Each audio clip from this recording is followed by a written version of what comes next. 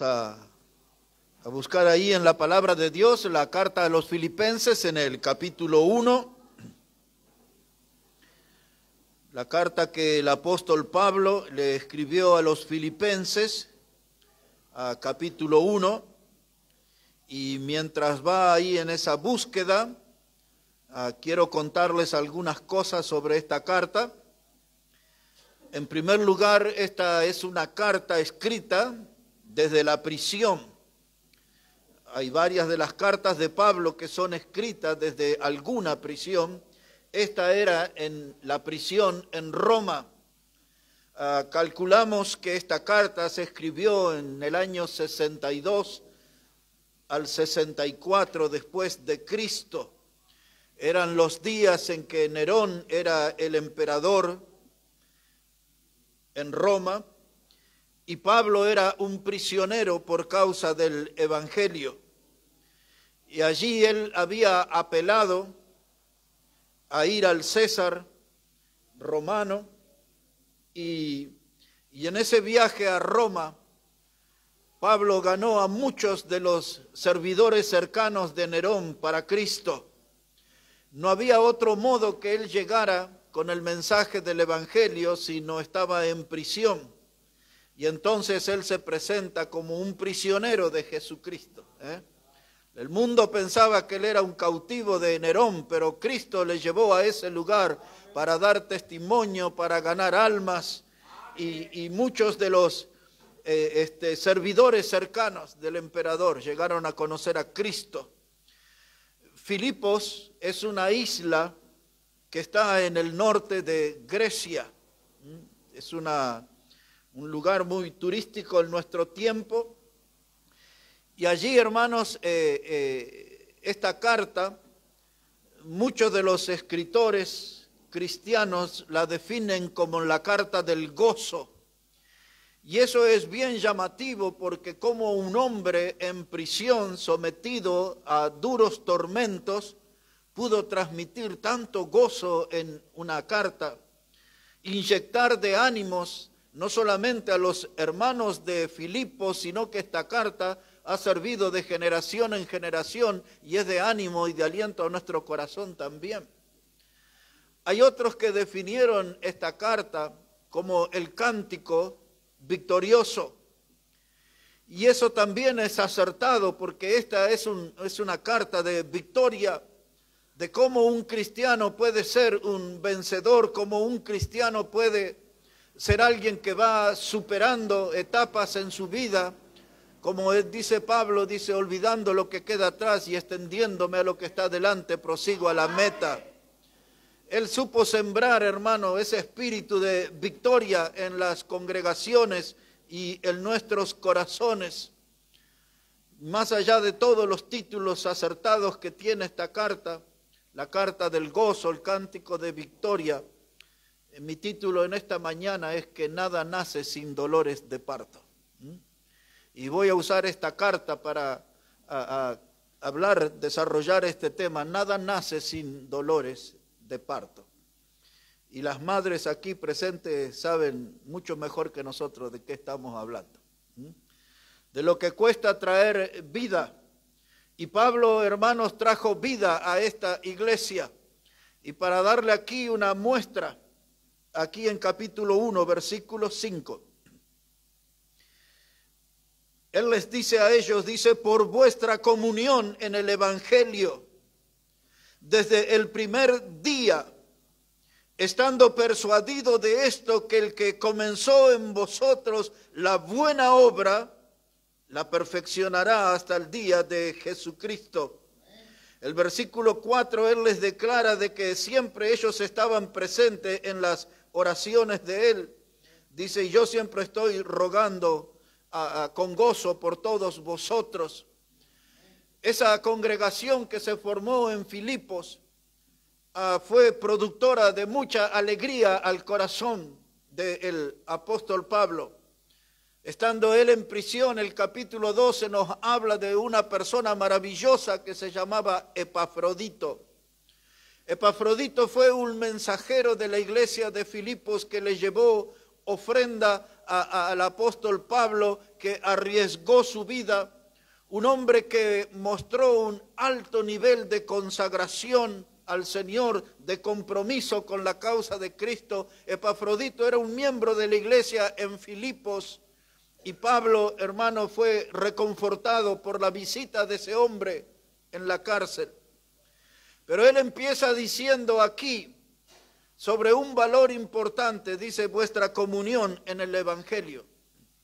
Y eso es algo que nosotros tenemos que observar como iglesia. No una mirada pasajera, sino una mirada permanente. Nuestra comunión en este lugar tiene que ser basada en el Evangelio. Hay muchas clases de comuniones. Anoche estaba mirando ahí algunos cumpleaños de la colectividad. Yo digo, que nunca me inviten a un cumpleaños de la colectividad. Y he visto de todo eso desde los 15 años. Ayer era de una señora de 78 años y de todas esas cosas. Y he visto eso de la ñusta y qué sé yo, tantas cosas. Digo, nunca me inviten a eso. Y que le cambian los zapatos a la chica de 15 años y toda esa ceremonia me resulta tan chocante a mí, todo eso. Algunos de ustedes capaz que les gusta. Pero ¿sabe qué, hermano? Y ahí estaban, en comunión y alegres, y hacían pasar a uno y lo hacían bailar y le buscaban pareja, y después y la torta y el padrino de esto, de los anillos, de no sé, de tantos padrinos que había ahí. Y yo miro ahí un ratito, un poquito de cada cosa, y los veo todos alegres, y toman sus copas, y veo a la gente muy mayor, de 70, 80 años ahí, contentos, están ahí, y pasan y bailan, y todas las danzas que nosotros conocemos de Bolivia, ¿no? Y la música.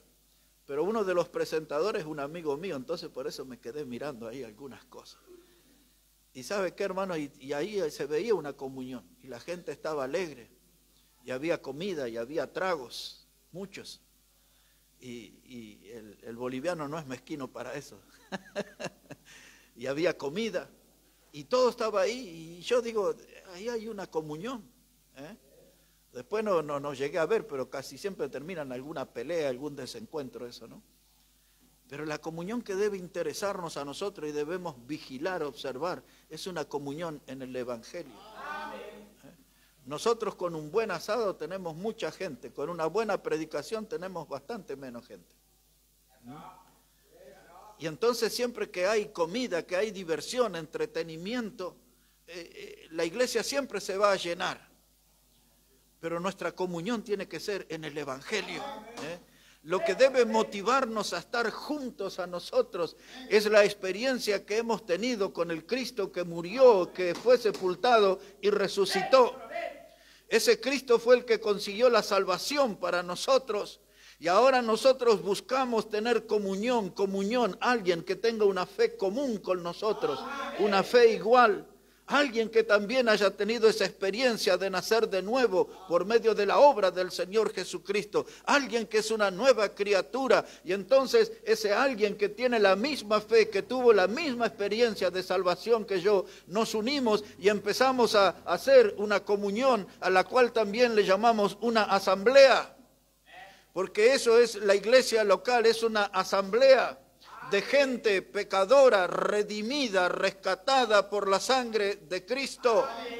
Y eso es lo que nos une a nosotros, lo que nos moviliza para estar cada fin de semana en este lugar. Dice él, vuestra comunión en el Evangelio. Desde el primer día hasta ahora comenzamos siendo una iglesia, hermano, no podemos terminar siendo un club social. Desde la primera hora hasta la última, hasta que Cristo venga, la Iglesia Bautista Maranata tiene que ser una comunión de hermanos en el Evangelio. El Evangelio es lo que nos une, el Evangelio es lo que nos motiva, el Evangelio es lo que nos moviliza, el Evangelio es lo que nos permite recordar que Cristo murió por nuestros pecados. Así que Pablo le escribe a ellos que él ora y que siente gozo por esos hermanos, y dice, y por vuestra comunión en el Evangelio. Muchas iglesias, hermanos, se han dedicado a la actividad social. El evangelio se volvió algo secundario, es como algo olvidado. El evangelio pasó a ser como algo decorativo nada más, pero las congregaciones hoy hacen toda clase de festividad y ofrecen toda clase de atractivo, pero no predican el evangelio. Pero nosotros no podemos perder de vista, nuestra comunión tiene que ser en el evangelio. El evangelio, mis hermanos. Y entonces él les dice en el versículo 6, estoy persuadido de esto, quiere decir que está convencido, no tengo lugar a dudas, dice él, estoy persuadido que el que comenzó en vosotros la buena obra, la perfeccionará hasta el día de Jesucristo. Y entonces él dice, los comienzos fueron difíciles, nada nace sin dolores de parto, pero yo estoy convencido de eso, de que Dios está trabajando en sus vidas. Dios trabaja en nuestras vidas y vaya que tiene trabajo con nosotros, porque somos rebeldes, porque somos caprichosos, porque somos cabeza dura.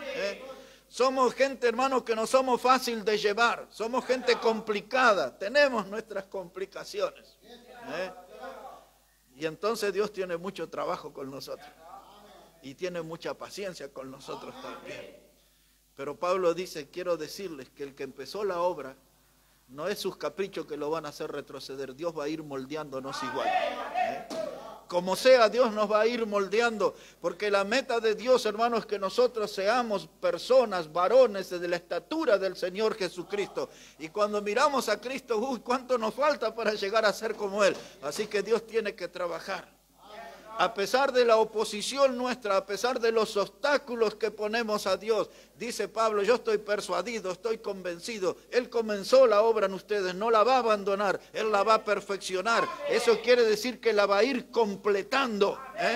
Perfeccionar es ir completando. Dios va mejorando nuestra vida como el divino alfarero modela una vasija de alto precio, así Dios trabaja en nosotros. Y Pablo le transmite ese principio. Ahora vamos a volver en unos minutos a este capítulo 1, pero quiero explicarles por qué nada nace sin dolores de parto. Porque vamos a ver cómo nació esta iglesia y cómo Pablo llegó allí. En un contexto, hermanos, donde quisieron ir a una ciudad a predicar y el Espíritu Santo dijo, no prediques ahí. Y se fueron a otra ciudad a predicar y el Espíritu Santo dijo, acá tampoco prediques. Y de pronto se le apareció aquella visión del varón macedonio. Y ese fue el comienzo de esta iglesia de Filipos. Fue la primer iglesia europea. Y hasta tenemos el nombre de la primer mujer europea que se convirtió al Evangelio. Vamos a meternos en Hechos capítulo 16 y descubrir juntos la historia de esta iglesia. De la iglesia de Filipos. Son 4 capítulos, pero no le voy a hablar todo eso en esta mañana. Un poco acá de la historia, unas lecciones que necesitamos aprender y quizás una promesa de volver a estudiar esa carta. Aquí en Hechos 16 les contaré cómo el Espíritu Santo fue guiando a partir del versículo 6. Hechos 16, verso 6. ¿Ya está, hermano? ¿Lo encontró ahí? Dice la palabra, y atravesando Frigia y la provincia de Galacia, le fue prohibido por el Espíritu Santo hablar la palabra en Asia. Mire, eso llama la atención, ¿no? El Espíritu Santo le dijo, acá no se predica. Observe verso 7. Y cuando llegaron a Misia, intentaron ir a Bitinia, pero el Espíritu no se lo permitió. Algo estaba pasando, ¿no? Y ahora dice el verso 8, y pasando junto a Misia, descendieron a Troas, y se le mostró a Pablo una visión de noche. Un varón macedonio estaba en pie, rogándole y diciendo, pasa a Macedonia y ayúdanos. Cuando vio la visión, enseguida procuramos partir para Macedonia, dando por cierto que Dios nos llamaba para que les anunciásemos el Evangelio. Pues Filipo era prácticamente la ciudad más importante de Macedonia. Este era el segundo viaje misionero de Pablo. Aquí estamos viviendo el año 49 después de Cristo. Su segundo viaje misionero. La curiosidad que el Espíritu Santo dice, aquí en Asia, en esta parte, acá no predique, acá tampoco. Y ahí tenía un objetivo el Espíritu Santo de que el Evangelio llegara aquí a Filipos. Y entonces los mensajes de Dios, hermanos, son inconfundibles. Nosotros a veces nos mareamos solos, pero Dios es claro en el hablar. Y se le apareció en esa noche la figura de un varón macedonio. Y Pablo allí, hermanos, le llama la atención y entendió que ese varón le estaba llamando para que les predicasen el Evangelio. La expresión de ese varón era: pásanos a ayudar. Tráenos eso que tú tienes, trae eso que cambió tu vida, trae ese tesoro precioso que es el Evangelio de la salvación. Y dice Pablo, cuando vi esa visión, rápidamente entendimos que nos llamaba para que les anunciásemos el Evangelio. Nada nace sin dolores de parto. Ya habían pasado ahí en el mar de un lugar a otro y usted ya vio nombres ahí de Frigia y vio nombres ahí de Troas, Bitinia y una cantidad de nombres, puertos, lugares. Pero ahí iba a nacer en Filipos una iglesia nueva. El precio iba a ser alto, pero Pablo respondió al llamado y observe cómo dice verso 11. Dice: zarpando pues de Troas vinimos con rumbo directo a Samotracia y el día siguiente a Neápolis y de allí a Filipos, que es la primera ciudad de la provincia de Macedonia y una colonia, y estuvimos en aquella ciudad algunos días. Dice ahí que era una colonia, porque esta era una colonia de los romanos. Esa ciudad de Filipo tenía una ruta directa hacia Roma. Pero trate de imaginar un poquito las horas y los días de navegación. Ahora él incorpora en el verso 11 otros lugares. Samotracia, otro puerto, Troas. Él habla de Neápolis. No, había, hermano, un trabajo para llegar hasta Filipo, donde estaban las almas necesitadas del Evangelio. Esto, hermano, requirió de mucha dedicación, de mucho esfuerzo, de muchas horas de viaje. No tenían aquí la comodidad del boa ni del quirquincho, nada de eso. Esto era barquito nada más, y en el mar, y encontrarse con tempestades y todo eso. Pero había que llevar a Filipos y había que llevar el mensaje del Evangelio. Eso requería de gran esfuerzo, gran sacrificio. Nada nace sin dolores de parto. Y ahí iba a nacer una iglesia. Los jóvenes que tienen pensamientos, intenciones de casarse, ese es un dolor de parto. Porque hay que elegir el compañero o la compañera acertada, no hay que equivocarse en eso. Y no hay que apurarse tampoco. Mirar bien las damas, quiénes son los príncipes azules que aparecen. Ya lo han oído que estos destiñen con el tiempo, no se equivoquen cuando eligen.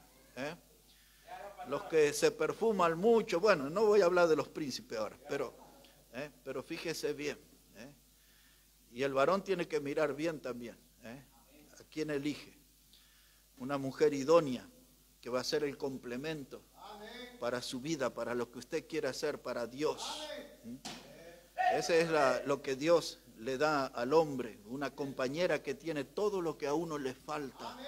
Y eso se llama la compañera idónea. La palabra idónea tiene que ver con la idea de adherido, de alguien que está pegado.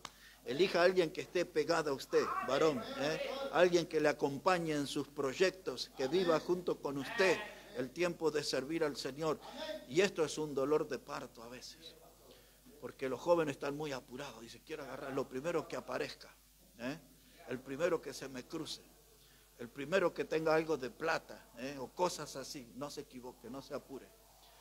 Porque también hay que padecer para construir un hogar. Y después hay que conseguir un lugar para vivir. No se vaya detrás de esas promesas, hermanas, de los varones que dicen, ay, contigo pan y cebolla. Ni sabes cuánto cuesta la cebolla, pero le dice, ay, te quiero tanto. Hermanos, dice, ¿y dónde vamos a vivir? Y ahí unas chapitas, unas calaminas, ponemos ahí unas maderitas y todo eso. Debajo del puente hay lugar, en el fondo de la casa de mis padres, ahí construiremos. Nada nace sin dolores de parto, hay que planear, Hay que tomarse tiempo, hay que tener paciencia, construir una empresa, un negocio, eso requiere sacrificio, esfuerzo. Nada en la vida nace sin dolores de parto. Una iglesia también, hermano, cuando nace hay que padecer dolores de parto. No es fácil, hermano. ¿Y dónde nos vamos a reunir? Y aquí estamos, hermano, y este está decepcionado del evangelio y aquel está desanimado. Y somos aquí poquititos, dositos, tresitos. ¿Empezaremos o no empezaremos? Y ahí estamos. ¿Y tienes una moneda? Sí, tengo una moneda. Pero ¿y dónde alquilaremos? Y esto y lo otro. Y nada nace sin dolores de parto. Y Filipos no era la excepción. Esta iglesia iba a requerir de mucho sacrificio, de mucho sufrimiento. Y ahí llegaron. Y observe que ahora dice el versículo 13, ya llegaron a Filipos, ya estaba el lugar donde el Espíritu les guió. Y dice el verso 13, y un día de reposo salimos fuera de la puerta junto al río, donde solía hacerse la oración, y sentándonos hablamos a las mujeres que se habían reunido. Y entonces una mujer llamada Lidia, vendedora de púrpura de la ciudad de Tiatira, que adoraba a Dios, estaba oyendo, y el Señor abrió el corazón de ella para que estuviese atenta a lo que Pablo decía. Y cuando fue bautizada, su familia nos rogó diciendo, si habéis juzgado que yo sea fiel al Señor, entrad en mi casa y posad, y nos obligó a quedarnos. Bravo por esa mujer. Lidia. Y ahí Pablo salió después de tanto andar ahí en el mar, quería respirar un poco la brisa del río y salió esa tarde y encontró un grupo de mujeres allí con un historial religioso porque hacían allí algunas oraciones, pero no conocían acerca de Cristo, no conocían acerca del Evangelio, no conocían sobre la salvación eterna. Y Pablo predicó y ahí empezó a cosechar los primeros frutos. El más sobresaliente era Lidia, una mujer de negocios, una mujer emprendedora, una mujer de valor y una mujer con mucha determinación, con poder de decisión. Y se ve en ella que tenía un carácter bien definido. Y le dice a Pablo, si ustedes creen que yo soy digna del Evangelio, vengan a mi casa. Y tuvieron que ir. Y fueron, pero se bautizaron. Y llegaron al conocimiento del Señor. Y este es el primer paso para que surgiera la iglesia de Filipos, a la que Pablo le iba a escribir esa carta que llamamos Filipenses. Nada nace sin dolores de parto. Y ahora vamos a la búsqueda de otro fruto más. Mire cómo sigue la palabra aquí, verso 16. Y aconteció que mientras íbamos a la oración, nos salió al encuentro una muchacha que tenía espíritu de adivinación, la cual daba gran ganancia a sus amos adivinando. Y ésta, siguiendo a Pablo y a nosotros, nos daba voces diciendo, estos hombres son siervos del Dios Altísimo, quienes os anuncian el camino de salvación. Ahora quiero que note algo como está escrito acá el verso 17. Dice esta, por la muchacha, siguiendo a Pablo y a nosotros. ¿Y quién éramos nosotros? Y uno de esos nosotros era Lucas, el médico amado. El escritor del Evangelio, era doctor, era médico. Y él acompañó a Pablo en toda su vida de servicio, hasta en la cárcel la acompañó. Y entonces Lucas es el que escribió el libro de Hechos de los Apóstoles, él es el autor. Y dice, y esa muchacha lo seguía a Pablo y a nosotros. Y quizás estaba Timoteo y algunos de los otros ahí, el grupo de misioneros, de predicadores. Y esta mujer tenía un demonio, un espíritu de adivinación. Y era usada por otros satanistas. Y le hacían ganar plata adivinando a esta mujer. Y ahora ella llega a reconocer que Pablo y los que estaban con él era gente, dice, anunciaban el camino de salvación. Hasta los demonios reconocían la autoridad espiritual de Pablo, su comunión con Dios, su comunión con el Señor, la contundencia de su mensaje de predicación del Evangelio. Hasta esta mujer endemoniada dice, estos hombres anuncian el camino de la salvación. Y no duró muchos días esta mujer en que ella llegó a conocer a Cristo. y recibió al Señor. Y un miembro más para la iglesia de Filipo, pero un problema más para los predicadores. Y ahora usted va a empezar a entender algo que algunas veces escuchó mensajes, pero no dentro de esta línea, sino que los escuchó ahí por separados, ¿no? Y ahora mire lo que sucede. Esta mujer se convierte. Y entonces ahí el mundo reacciona ante la predicación. Dice versículo 19. Dice, pero viendo sus amos de su ganancia, que habían salido la esperanza, ya no iban a ganar más plata con esa chica, tenía a Cristo ahora la muchacha. Dice, prendieron a Pablo y a Silas y los trajeron al foro ante las autoridades y presentándolo a los magistrados dijeron, estos hombres siendo judíos alborotan nuestra ciudad y enseñan costumbres que no nos es lícito recibir ni hacer, pues somos romanos. Y Pablo también lo era. ¿Se acuerdan que les dije que Filipo era una colonia romana? Tenía una ruta que les unía directamente con Roma. Y ahora ellos se sentían súper poderosos, somos romanos, tenemos derecho. Pero el predicador también era de Tarso. y ¿sabe qué, hermano? Dice, estos vinieron y alborotaron la ciudad. ¿Qué alboroto? Solo predicaron que Cristo había muerto, había sido sepultado y resucitó al tercer día. Pero ese fue suficiente para alborotar la ciudad. Y los trajeron allí a los tribunales, hermano, y le juzgaron. Y dicen, y estos hombres son judíos, tienen otras costumbres. Solamente eran gente que mostraba lo que dijo la muchacha, el camino de salvación. El camino de salvación. Y así, hermanos, estaban haciendo la iglesia en Filipos. Y ahora mire lo que le esperaba a los hombres de Dios. Verso 22. Dice, y se agolpó el pueblo contra ellos, y los magistrados rasgándole las ropas ordenaron azotarles con varas, y después de haberle azotado mucho, los echaron en la cárcel, mandando al carcelero que los guardase con seguridad, el cual recibido este mandato, los metió en el calabozo de más adentro y les aseguró los pies en el cepo. Nada nace sin dolores de parto. El Espíritu Santo los guió, la predicación se hizo, la salvación de almas comenzó a notarse y ahora son juzgados los hombres de Dios. El mensaje del Evangelio quiere ser desechado por esa gente, pero los varones habían predicado con claridad el camino de la salvación y ahora el enemigo descarga su furia. Influye en personas que toman varas y le dan una tremenda golpiza, una paliza enorme a Pablo y a Silas, el otro predicador. Y gente que esas palizas dejaban a una persona a un pasito de la muerte nada más. Y tomaron ahí varas y le azotaron, dice el verso 23, mucho. Ese era un castigo aleccionador para que nadie más se animara a levantar la voz anunciando el Evangelio.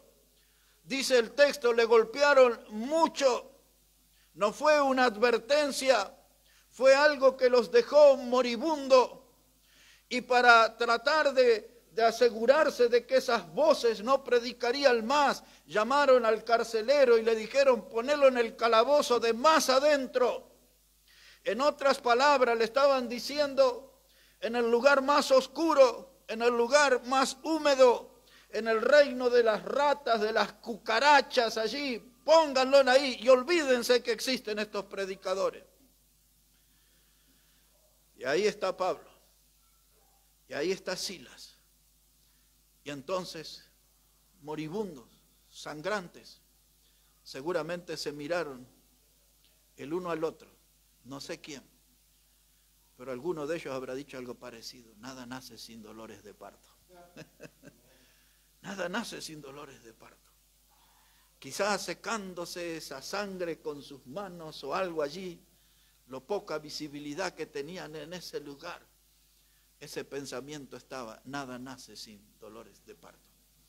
Aquí en el campo y en la ciudad quizás se escuchó alguna vez, dice la gente, al mal tiempo, buena cara. Eso no dice la Biblia, pero yo creo que algo parecido. Hablaban entre ellos ahí en la oscuridad del calabozo. Y quizás Pablo le dice, Silas, ¿qué te parece si al mal tiempo le ponemos buena cara? Buena idea, Pablo. ¿Y cómo lo hacemos? Aquí en el verso 25, mire. Dice el verso 25, pero a medianoche, orando Pablo y Silas, cantaban himnos a Dios y los presos los oían. Ahí está, vamos a orar, porque nada nace sin dolores de parto. Necesitamos la ayuda de Dios para que nazca esta congregación. Necesitamos de la guía de Dios para que aquí haya un grupo de hombres y mujeres que sirvan, que honren, que glorifiquen al Señor. Y ahí estaban orando y se terminó el tiempo de la oración. Y no sé quién de los dos, pero uno dice, ¿y qué te parece? Quizás Pablo le dijo, Silas, si cantamos un himno. ¿Y qué número te gusta? Y aquí, vamos. Junto a la cruz donde murió el Salvador. No sé cuál era el himno. Quizás algo parecido en el monte Calvario. Había una cruz, emblema de afrenta y dolor. Y yo amo esa cruz donde murió mi Jesús por salvar al más vil pecador. Y ahí quizás llegaron al coro, gloriaréme solo en la cruz y en sus triunfos mi gloria será. Y algún día en vez de una cruz mi corona Jesús me dará. Nada nace sin dolores de parto, oración, alabanza. Y dice el texto, y los presos los oían. Testimonio de nuestra fe. Testimonio que la cosa se complicó, que se puso difícil, que nos dieron una paliza, para que tengamos y guardemos por el resto de la vida. Pero aquí estamos orando, cantando, dando testimonio de nuestro Salvador. Y ahí empezó a nacer la iglesia de Filipos. Nada nace sin dolores de parto. Escuche un poquito más. Versículo 26. Dice, y entonces sobrevino de repente un gran terremoto, de tal manera que los cimientos de la cárcel se sacudían, y al instante se abrieron todas las puertas y las cadenas de todos se soltaron. Y despertando el carcelero, viendo abiertas las puertas de la cárcel, sacó la espada y se iba a matar, pensando que los presos habían huido. Y aquí, hermanos, un sacudón, un terremoto. Pero mire qué curioso, porque los presos que estaban encadenados se cayeron las cadenas, quedaron libres. Las celdas se abrieron. El carcelero, hermano, que era responsable y de acuerdo a la ley romana, si un carcelero se dormía o un prisionero se escapaba, él tenía que pagar con su vida. O sea que lo mataban. Y cuando éste vio ese ruido, el resultado del terremoto, del sacudón, las celdas abiertas, las cadenas ahí de los presos sueltas, todos estaban libres. El pensamiento primero que vino a la mente del carcelero, dice, antes que me maten los jefes, me voy a matar yo, me quito yo la vida. Y tomó esa decisión. Y mire qué pasó. Dice la palabra de Dios ahí, verso 28. Dice, mas Pablo clamó a gran voz diciendo, no te hagas ningún mal, pues todos estamos aquí. Y entonces pidiendo luz, se precipitó adentro y temblando se postró a los pies de Pablo y de Silas y sacándolo les dijo, señores, ¿qué debo hacer para ser salvo? Ahí está un hombre en estado de desesperación y de pronto vio que algo de Dios había allí y vio a Pablo y a Silas y se puso de rodillas y con tono de desesperación le dijo, señores, ¿qué hago para ser salvo? Ya Pablo le dijo, no te quites la vida, no te hagas ningún mal, estamos todos los presos acá, nadie se escapó, no está en riesgo tu vida. Pero este hombre tenía esa inquietud, ¿y ahora qué debo hacer para ser salvo?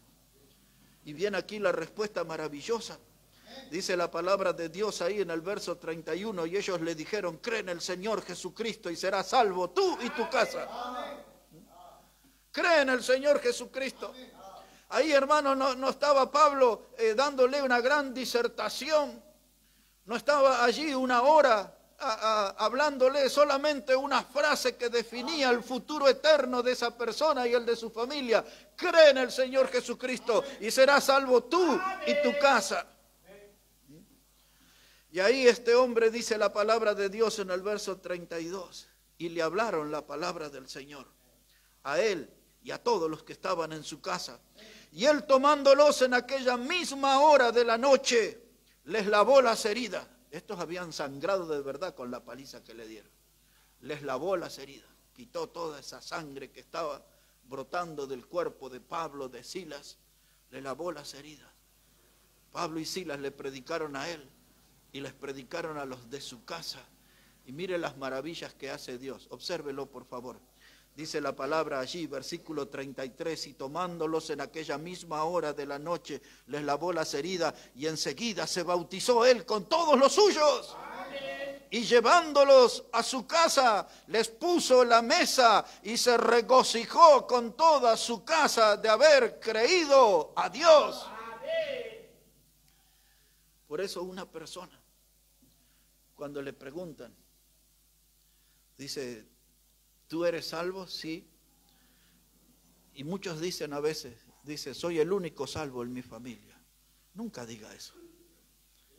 Nunca diga eso. Porque por su testimonio, su familia también puede llegar al Señor. Si usted fue salvo, su casa también puede ser salva. Pero depende de tu testimonio. En algún momento el carcelero trajo a Pablo y a Silas y a Lucas y le dice, esta es mi familia. Y dice ahí el texto que les hablaron la palabra del Señor. Y luego dice, y ahora que ya creímos, ¿qué sigue? Hay que bautizarse. Y note que no le dijeron, tenés que venir a la iglesia, 3 meses te vamos a dar un curso, cómo bautizarte. No, ahí nomás, acá hay agua. Como pasó con el eunuco, aquí hay agua, ¿qué impide que yo sea bautizado?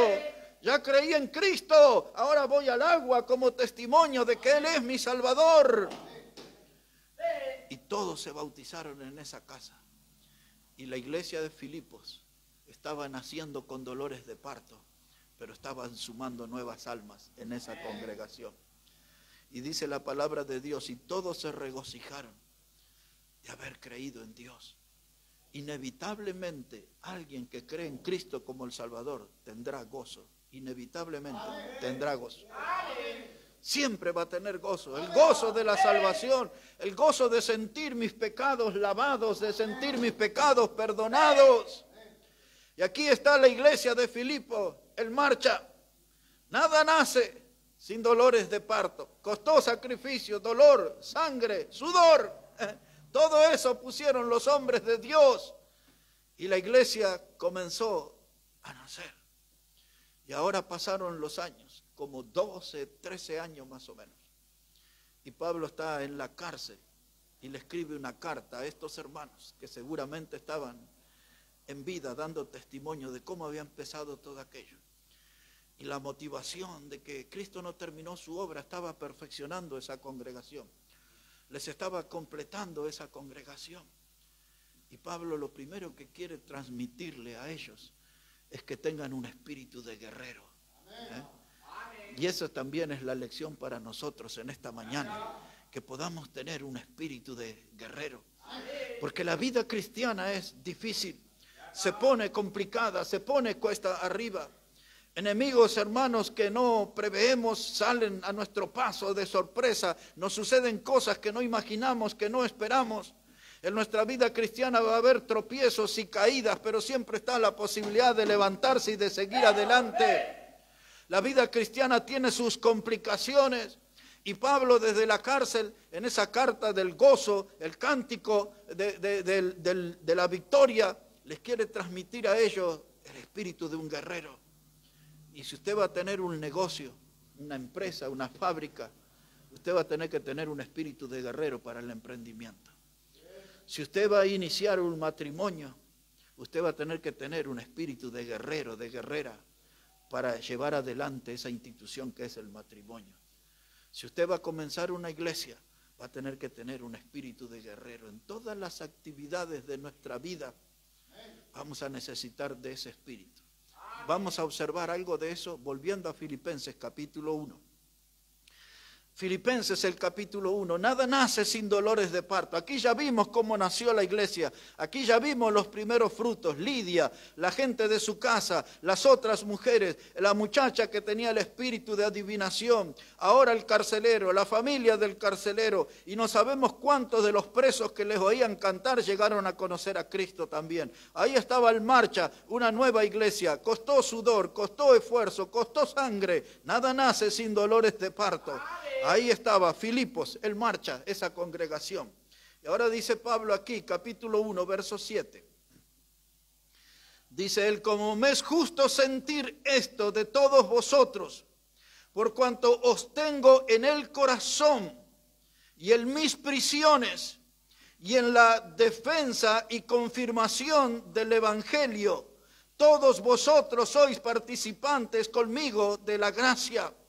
Participantes de la gracia y participantes de la defensa del evangelio. Defensa y confirmación del evangelio. Ahora, esto es lo que Pablo dice. Yo quiero enseñarles a ustedes, desde este lugar incómodo como la cárcel de Roma, a que aprendan a pelear por la fe.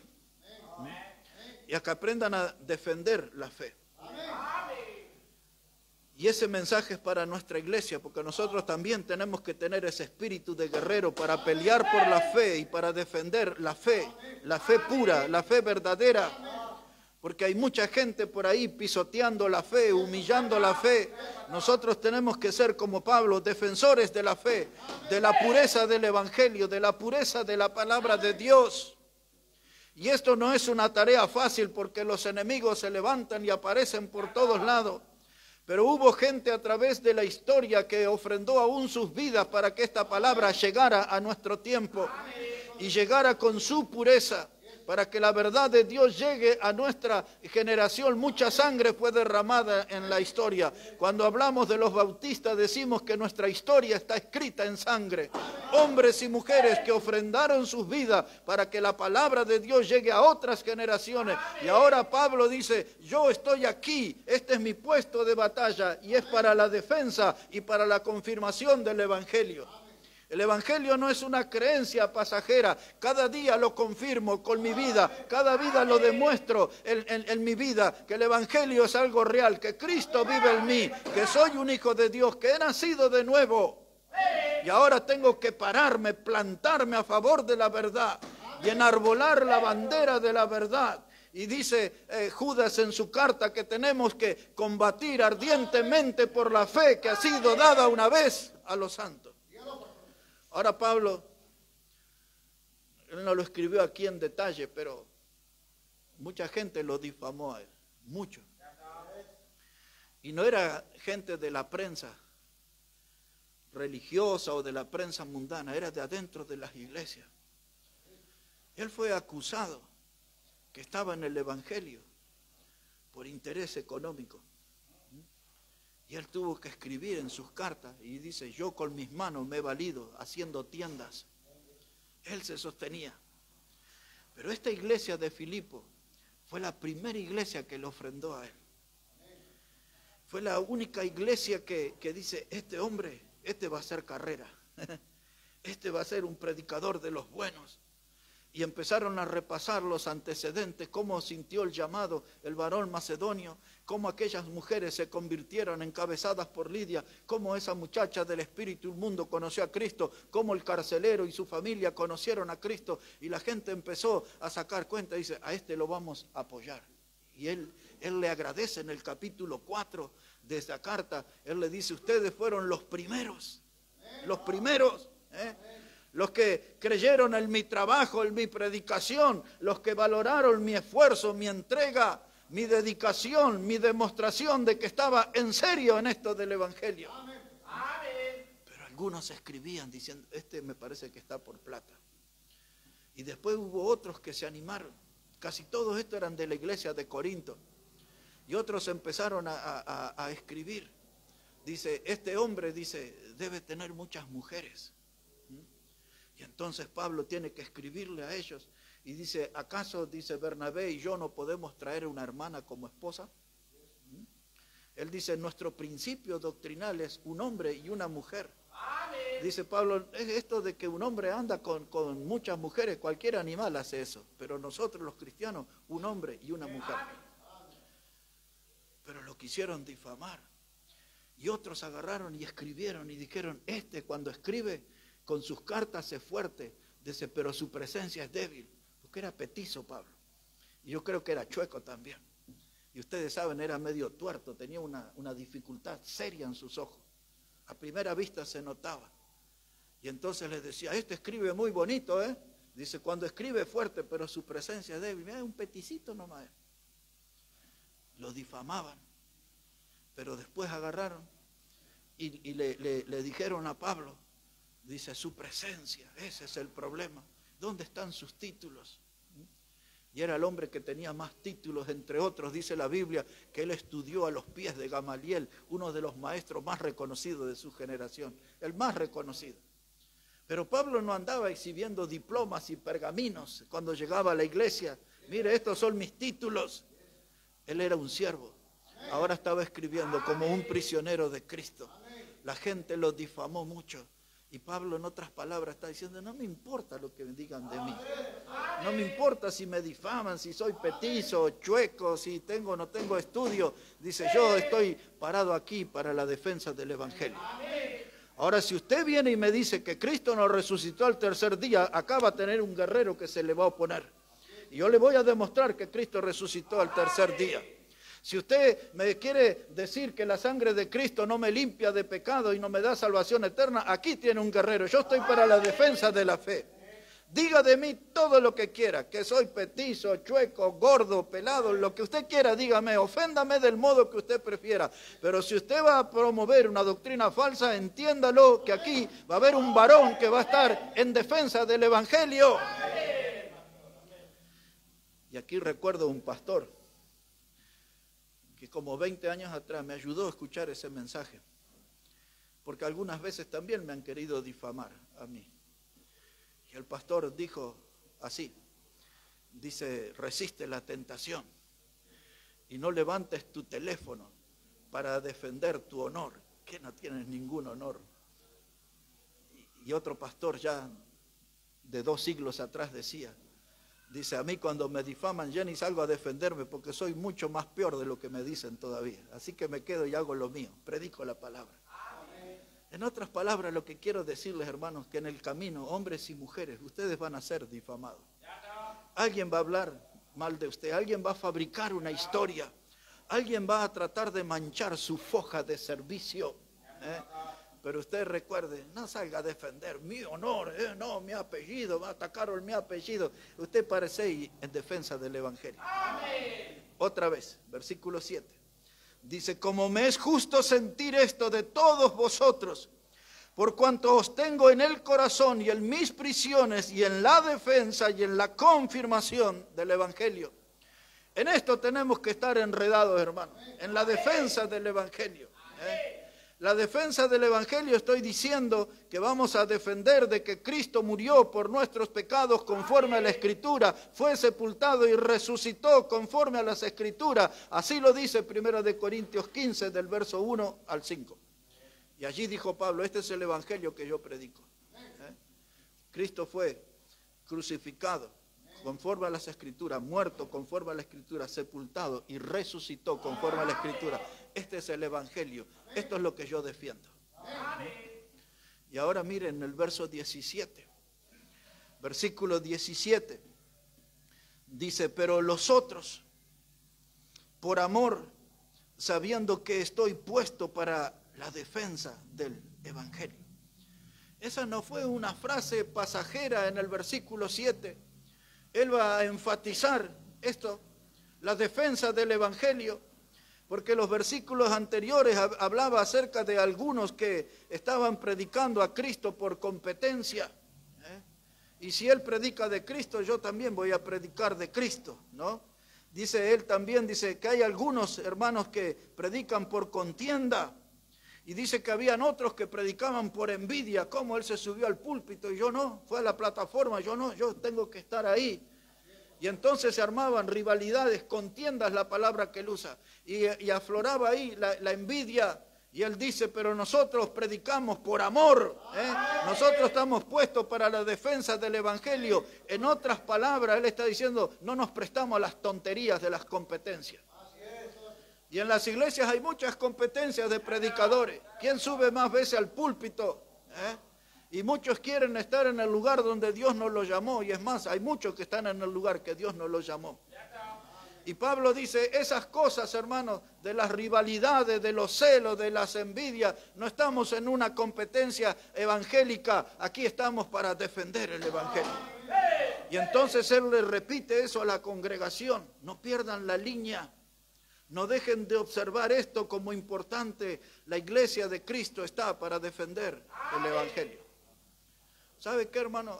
No me voy a meter mucho en el tema, pero solo a modo de recuerdo. Hay gente que dice, Cristo no murió, dice, él se quedó desmayado en la cruz. Aún en los propios días del Señor, hubo unos sobornadores que le pagaron a unos soldados y a una gente allí.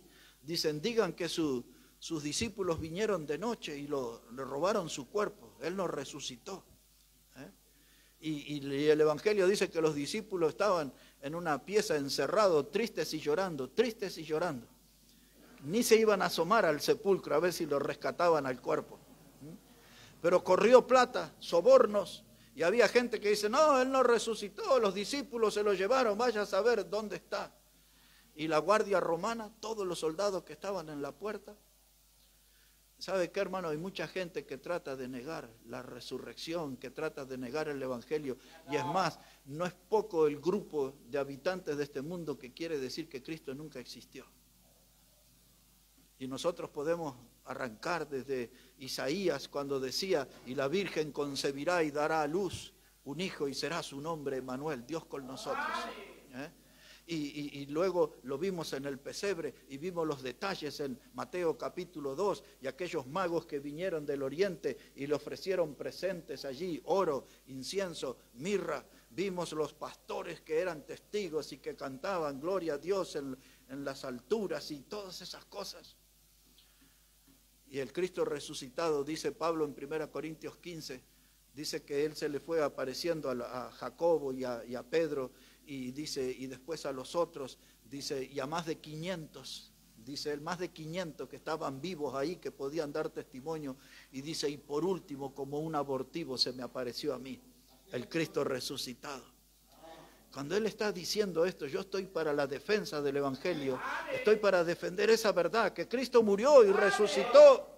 Eso es lo esencial, es lo central, es lo que nosotros como congregación, hermano, tenemos que observar y defender el Evangelio. Pero me critican, pero me difaman, eso no es importante. Lo importante es la defensa del Evangelio. Y mire el verso 27, versículo 27. Dice Pablo, solamente que os comportéis como es digno del Evangelio de Cristo, para que o sea que vaya a veros o que esté ausente, oiga de vosotros que estáis firmes en un mismo espíritu, combatiendo unánimes por la fe del Evangelio. Defensa del Evangelio, combatiendo unánimes, juntos, por la fe del Evangelio, por la verdad del Evangelio.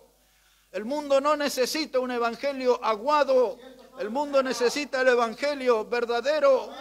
Y esta iglesia, hermanos, una iglesia que nació con dolores de parto, y ahora Pablo estaba poniendo el fundamento, la línea, le estaba animando a los hermanos que no cambien, solamente tengan comunión en el Evangelio. No son importantes los asados, son buenos sí, pero no son lo más importante. Lo importante, hermano, es la comunión en el Evangelio. Eso no puede faltar, eso no puede cambiar en la congregación. Dice, y anímense, porque quizás no son todos los que ustedes quieren ser, pero Dios está trabajando en su vida. El que comenzó en ustedes la buena obra, la perfeccionará. Y ocúpense en lo importante, como yo, aquí estoy para la confirmación y para la defensa del Evangelio. Y otra vez para la defensa del Evangelio. Y otra vez combatiendo unánimes por la fe en el Evangelio. Ahora, estos son términos de guerra. aquí estamos defendiendo, esta es nuestra trinchera. Y acá estamos, y viene el enemigo, pues aquí lo esperamos. Y él habla de combatir, porque la vida cristiana, mis hermanos, no es una amplia avenida en la que estamos convocados para un desfile. La vida cristiana es un campo de batalla y tenemos que combatir por nuestra fe. Nada nace sin dolores de parto. Y esta iglesia costó sudor, esfuerzo y sangre, pero nació la iglesia de Filipos. La iglesia, hermano, le voy a dar 2 textos. Yo tengo que enseñar todo esto, pero ya creo que tengo que bajarme. Mire, 2 textos más para terminar. Capítulo 4. En el capítulo 2 habla de Epafrodito, que le nombré al principio. Y Pablo dice que él era un hermano, un colaborador, que era compañero de milicia, que era mensajero, ministrador de las necesidades. Eso dice capítulo 2, verso 25. En el capítulo 3, hermanos, él habla allí de versículo 7, dice: cuántas cosas eran para mí ganancia, las estimé como pérdida por amor de Cristo. Y ciertamente aún estimo todas las cosas como pérdida por la excelencia del conocimiento de Cristo Jesús, mi Señor, por lo cual lo he perdido todo y lo tengo por basura para ganar a Cristo. Todo lo material, todos los títulos que él había obtenido, todos los aplausos que había cosechado en su vida, dice: eso para mí es basura. Lo que tiene valor es mi amor a Cristo, mi servicio a Cristo. Y él pone las cosas en la balanza como debemos hacerlo nosotros. Y él dice: había muchas cosas en mi vida que antes eran ganancias, pero ahora son pérdidas. Y hermanos, en la vida cristiana hay pérdidas que se vuelven ganancias. Cuando usted pierde algunas amistades mundanas, usted no está perdiendo, usted está ganando comunión con Cristo. Y hermano, hay muchas pérdidas en la vida que se vuelven ganancias. Pablo dice: muchas cosas que antes para mí eran ganancias, ahora son pérdidas. No quiero volver a los bares, no quiero volver a los vicios, no quiero volver a los antros de pecado, no quiero volver a aquellas cosas que me hacían infeliz. Ahora yo quiero seguir a Cristo, con amor a Cristo. Todos estos textos los tengo que abordar en otra prédica, pero mire aquí en el capítulo 4, dice la palabra, verso 4, capítulo 4, versículo 4, dice: regocijaos en el Señor siempre. Y otra vez digo, regocijaos. Cuando la palabra de Dios habla de regocijo, habla de un gozo abundante, de un gozo que desborda. Y mis hermanos y hermanas, a veces en la vida congregacional no nos ha tocado pasar todavía, pero no nos vamos a escapar. Surgen problemas, surgen diferencias, surgen divisiones. Y a veces los hermanos se comportan de manera vergonzosa y se tiran con toda clase de argumentos inútiles. Y el nombre del Señor es pisoteado en muchas iglesias. Recuerde esto, todavía no nos ha pasado, pero no nos vamos a escapar. Un día va a pasar eso. Porque somos de carne y hueso y somos iglesia. Y los versículos anteriores, había 2 mujeres que eran guerreras. Se llamaban Evodia y Sinti, que después usted lea ese capítulo 4. Y estaban enfrentadas. Y Pablo le escribe en este tramo de la carta del capítulo 4 a su amigo Clemente. Y le dice: fíjate, hermano, a ver qué puedes hacer entre estas hermanas. Porque ellas combatieron junto conmigo en el Evangelio. O sea, eran mujeres de valor, eran guerreras. Eso eran frutos de Filipos. Dice: fíjate, hermano, ¿qué puedes hacer? Tienen que ponerse de acuerdo de nuevo. Y entonces después de eso les dice: y hermanos, regocijaos en el Señor. Otra vez digo, regocijaos. Hermanos, a pesar de las luchas, de las diferencias, de los conflictos que puedan surgir en la congregación, nunca debemos perder el gozo de la salvación, el gozo de servir al Señor, el gozo de tener a Jesús como nuestro Salvador, el gozo de la herencia que nos espera en gloria, una herencia eterna. Mansiones celestiales habla la Biblia. Y ahora el texto para el hombre preso y en el contexto que corresponde. Nosotros lo usamos para todo, pero esta es la forma en que se usó el texto. Capítulo 4, versículo 10. Dice la palabra: en gran manera me gocé en el Señor, de que ya al fin habéis revivido vuestro cuidado de mí. Es decir, fueron los primeros que lo ofrendaron y ahora lo mandaron a Epafrodito hasta Roma para que le lleve una ofrenda a él. Quizás no era solo dinero, quizás era ropa y otras cosas. Y entonces él dice, habéis revivido vuestro cuidado de mí, de lo cual también estabais solícito, pero os faltaba la oportunidad. No lo digo porque tenga escasez, pues he aprendido a contentarme cualquiera que sea mi situación. Sé vivir humildemente, sé tener abundancia. En todo y por todo estoy enseñado, así para estar saciado como para tener hambre, y así para tener abundancia como para padecer necesidad. Todo lo puedo en Cristo que me fortalece. En ese contexto habla del texto maravilloso que lo usamos para todo, es como mágico, todo lo puedo en Cristo que me fortalece. Pero esa palabra salió de un hombre de corazón agradecido. Ustedes han tenido cuidado de mí. Estoy aquí en la cárcel. Pasé hambre, frío, pero recuerdo que tuve épocas de abundancia y ahora no me quejo en la escasez. Dice, recuerdo que fui y comí en restaurantes de lujo y ahora tengo un arrocito con 2 rodajas de tomate y un huevo frito ahí medio. Y estoy contento. En la abundancia y en la escasez. Y él va marcando principios para esa iglesia que había nacido con dolores de parto. Él quería lo mejor para esa iglesia. Tienen que tener espíritu de guerrero, no tienen que estar preocupados por las cosas del mundo, esas cosas que eran ganancia, tómenlas como pérdida, quédense con Cristo. Y él está diciendo ahora, hermanos, dice, gócense de manera abundante, a pesar de las adversidades, de las luchas, mantengan el gozo. Y él dice, este es el testimonio de mi vida. Tuve que acostumbrarme a todo, a tener abundancia, a tener necesidad. Pero cuando tengo que hacer lo importante, nada me frena, porque todo lo puedo en Cristo que me fortalece. 2 versículos más, ya tendría que haber terminado, pero es que tiene tanto esto, pero 2 más. Mire, este yo quiero que ustedes aprendan, hermano. Aquí en este capítulo 4, dice la palabra de Dios, en versículo 18, dice, pero todo lo he recibido y tengo abundancia. Y estoy lleno, habiendo recibido de Epafrodito lo que enviasteis, olor fragante, sacrificio acepto, agradable a Dios. Mi Dios, este es lo que quiero que aprenda, hermano. Mi Dios pues suplirá todo lo que os falta conforme a sus riquezas en gloria en Cristo Jesús. Una joven aquí que algún tiempo se casará y será madre y quedará ahí una porción de leche, ¿cómo le llaman? Mamadera, biberón, lo que sea ahí. Y está ahí en la ventana de su casa mirando a la calle preocupada. Y tengo para mi bebé esa poquito de leche y ¿dónde voy a sacar más? El trabajo está difícil, quizás no le están pagando a su esposo, o quizás es una madre sola. Esa situación y otras por el estilo que son apremios a nuestra vida. Este texto lo tiene que marcar, porque este les va a ayudar a ustedes en el futuro.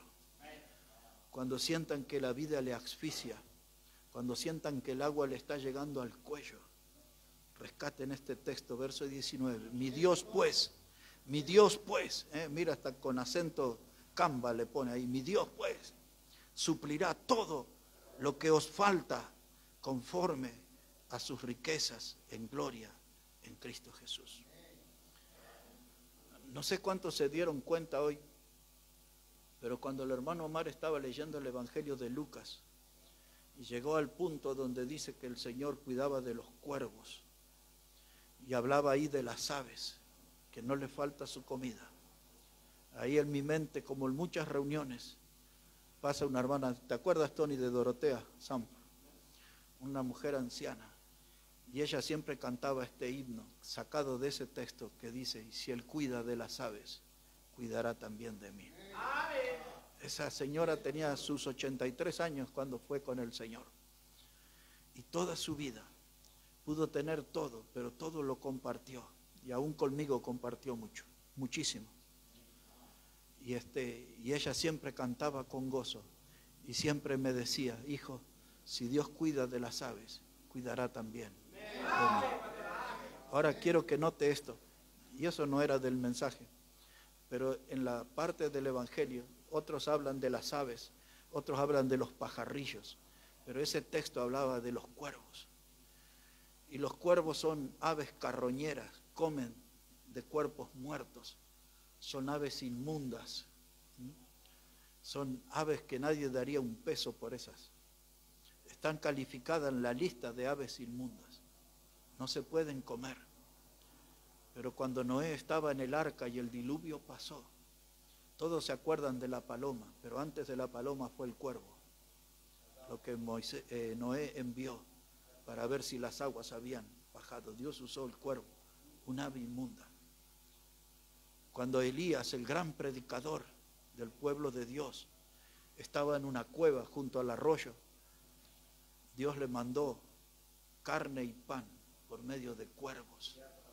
Y los cuervos no se comieron ni un gramito de la carne, le dieron todo el varón de Dios, todos los días, de día, de tarde, los cuervos fueron usados. Y uno de los salmos habla del cuervo y del graznido, de cómo Dios escucha, dice el salmo, el clamor del cuervo, porque los cuervos todos los días tienen que comer. Ellos viven, Dios cuida de las aves, aún de las inmundas. Y ahora mi vida que ha sido inmunda también es cuidada por un Dios santo. Mi vida que ha sido pecaminosa es cuidada por un Dios santo. Si Él cuida de las aves, cuidará también de mí. Alguien va a necesitar este texto. Por eso lo voy a leer otra vez, verso 19. Dice, mi Dios pues suplirá todo lo que os falta conforme a sus riquezas en gloria en Cristo Jesús. Todo Dios lo puede suplir, hermano. No se deje dominar por la desesperación. Por eso Él dice acá, me parece que tengo que predicar esta carta. Miren lo que dice el versículo 7.